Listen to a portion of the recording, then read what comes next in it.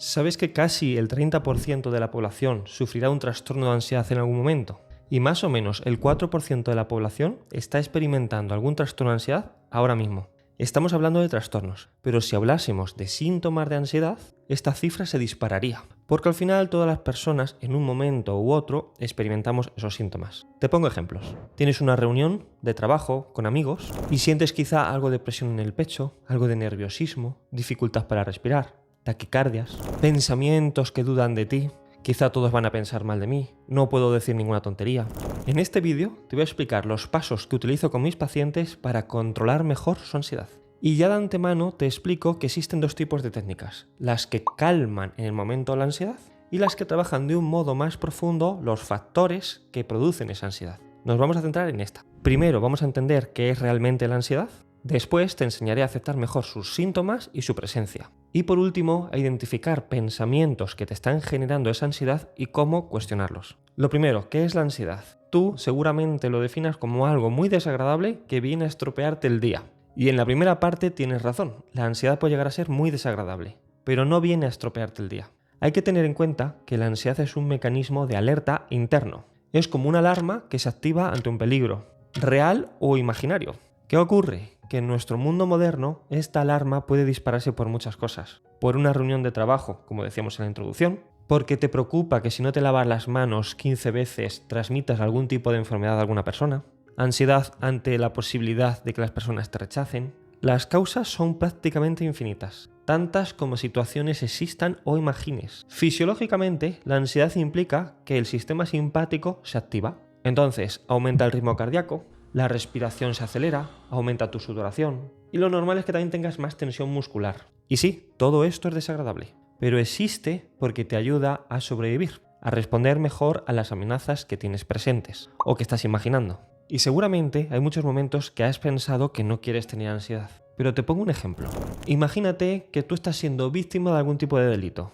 Una persona que te está robando o agrediendo. ¿Tú qué quieres en ese momento? Que venga cuanto antes la policía a ayudarte. Pero para que puedas recibir esa ayuda, necesitas un tipo de alarma. En este caso, podría ser que una persona que está presenciando ese suceso llame a la policía. Y entonces la policía vendría a ayudarte. Esos servicios de emergencias, una ambulancia, la policía, los bomberos o lo que sea, solo pueden activarse, por muy buenos y útiles que sean, si previamente existe una alarma, una señal de alerta ante una amenaza. Pues la ansiedad es algo así, como tu servicio de emergencias. Te cuento 3 situaciones en las que habitualmente aparece la ansiedad. Hay muchísimas más como te he comentado. Por ejemplo, antes de hablar en público puedes pensar, esta reunión es importante, no quiero que piensen que soy idiota. Esa inquietud, esa ansiedad, seguramente lo que haga es que días previos prepares esa intervención y que por tanto te salga mucho mejor que cómo te saldría si no preparases para nada lo que tienes que decir. También te puede pasar que estés con unos amigos, hagas un comentario algo desafortunado, accidentalmente, y tú luego mentalmente le estés dando vueltas. No tendría que haber dicho esto, le va a sentar mal. Y ese puntito de ansiedad, de inquietud ante ese comentario que has hecho, puede hacer que el resto de ese encuentro con esas amistades vaya mejor. Porque a partir de esa alerta que te está diciendo que la has liado, empiezas a modular el resto de la conversación. Y quizá te disculpas por lo que has dicho, quizá luego tienes más tacto en el resto de la conversación. Es decir, esa ansiedad te estaría sirviendo. Otro ejemplo muy común y que yo veo mucho aquí en mi consulta de psicología es cuando las personas tratan de dormir pero que un montón de pensamientos se lo impiden. Y aquí los pensamientos pueden ser de todo tipo. Respecto al propio hecho de dormir, por ejemplo, no consigo dormir, mañana me voy a levantar muy cansado, no me voy a enterar de nada, no voy a rendir. O puede ser que estés pensando sobre otras cosas del día. Tu cerebro está intentando prepararte para una situación, para un problema.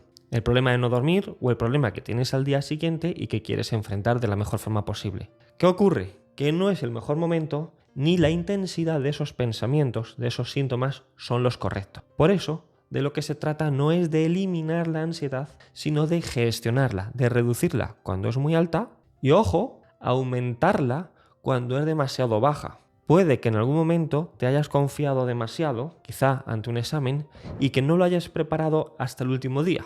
Y quizá eso te pasó factura. Pues en gran parte es porque no tuviste esa tensión previa al examen que te indicara que tenías que tener más cuidado con ese examen, que requería preparación. ¿Y por qué ocurre esto? ¿Por qué tenemos este sistema?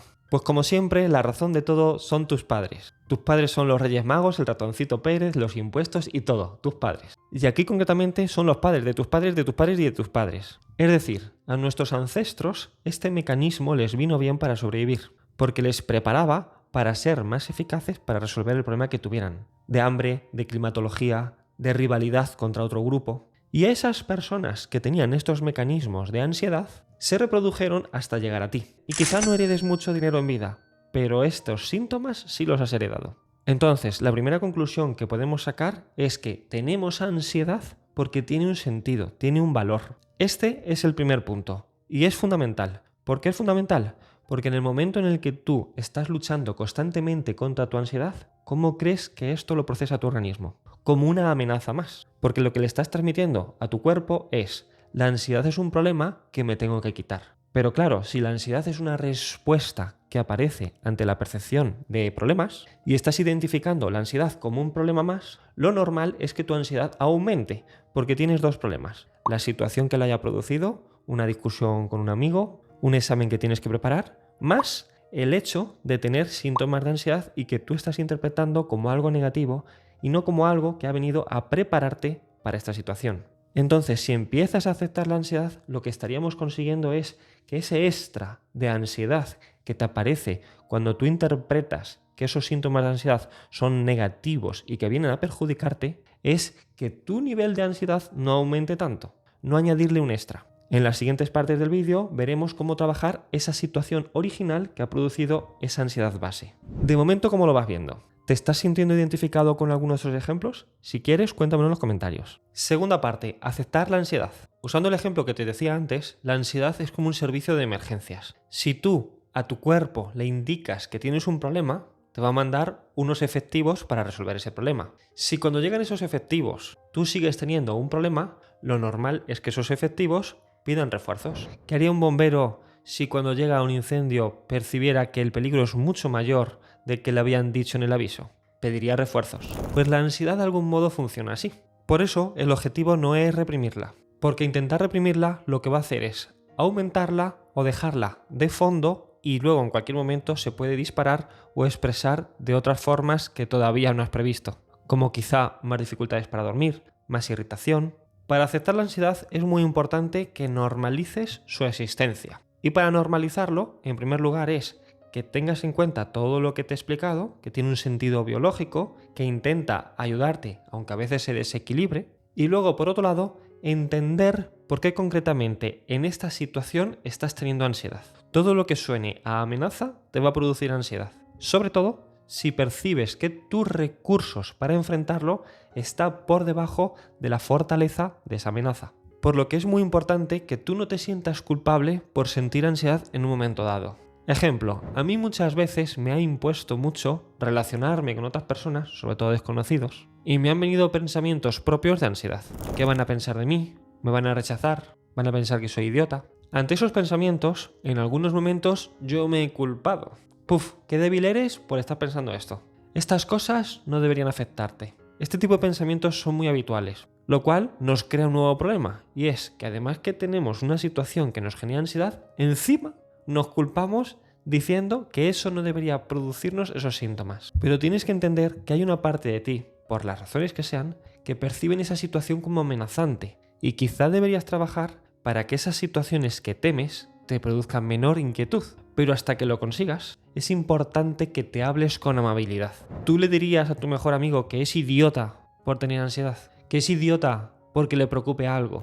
Cada persona tiene sus kriptonitas, sus dificultades, sus debilidades, sus vulnerabilidades. Y algunas de ellas las vamos a tener toda la vida. Y es importante que cuando se expresen, tú no te juzgues con dureza. Y todo lo que tú puedas conseguir poco a poco para construir una versión de ti que le inquieta menos esa situación que generalmente te producía ansiedad, pues te vendrá bien. Pero esa construcción será mucho más fácil si no te fustigas, si no te culpas cuando tienes ansiedad, sino que por el contrario entiendes que hay una serie de razones que te están produciendo esa ansiedad. También es muy importante que no pongas siempre el foco en las sensaciones de ansiedad, que no midas la calidad de las experiencias en función de cuánta ansiedad has tenido, que no midas cómo de bien has resuelto una situación en función de la ansiedad que has tenido. Te cuento una anécdota. Ayer mismo yo tuve un problema con el coche al intentar salir de un parking porque la barrera para salir no reconocía mi matrícula. Yo me puse algo nervioso porque nunca me había pasado y no sabía cómo se resolvía esa situación. ¿Me hubiera gustado estar más tranquilo? Sí.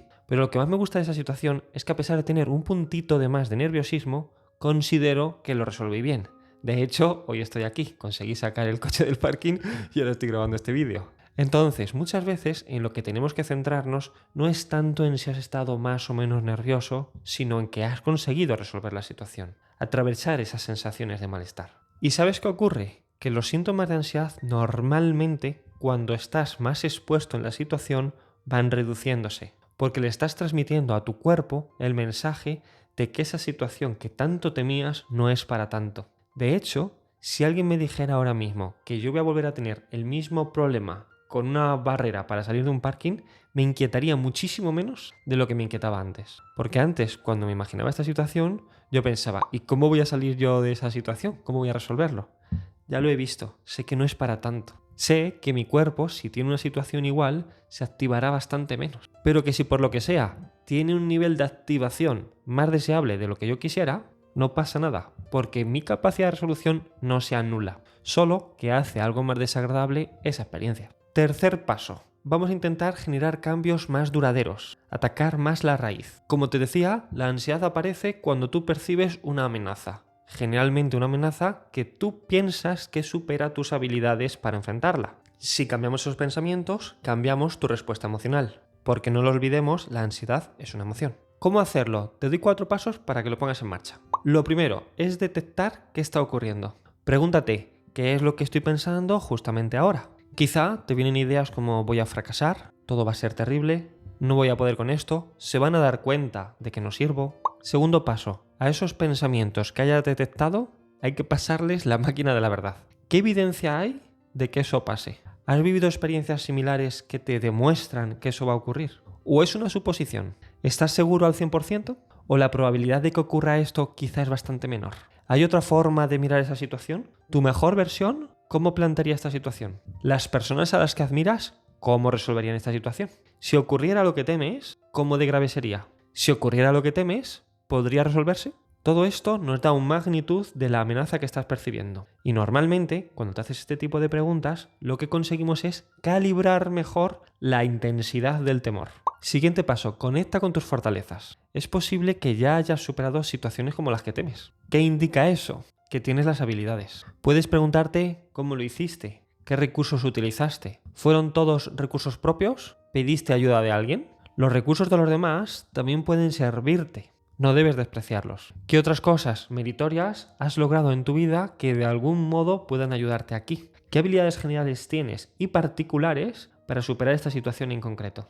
Y como te decía antes, no te centres tanto en las sensaciones de malestar que puedes tener, sino en si tienes la capacidad de superarlo, aunque lo atravieses con cierto malestar. Y cuarto paso, reformula. Sustituye ese pensamiento negativo, radical y destructivo y falso que te estaba haciendo daño, que te estaba haciendo tener una ansiedad elevada, por una idea más precisa, más real. No se trata de ser excesivamente optimista, sino de ser realista. Ejemplo, quiero hacerlo bien y no pasa nada si cometo un error.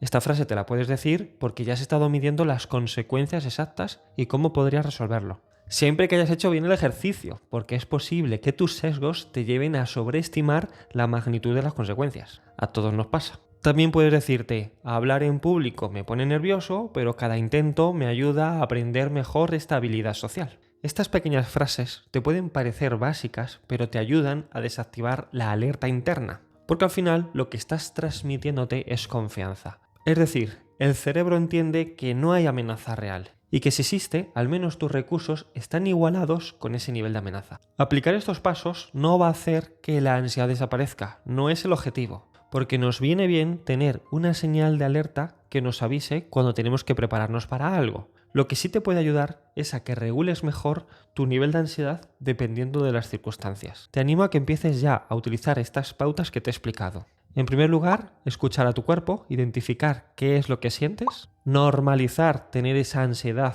porque está relacionada con algún temor que experimentas y, para trabajar en ello, ser consciente de por qué te está preocupando concretamente y hacer este ejercicio de cuestionamiento para reducir su intensidad. Si quieres contar algo sobre cómo gestionas tú esta querida amiga llamada ansiedad, puedes dejarlo en los comentarios.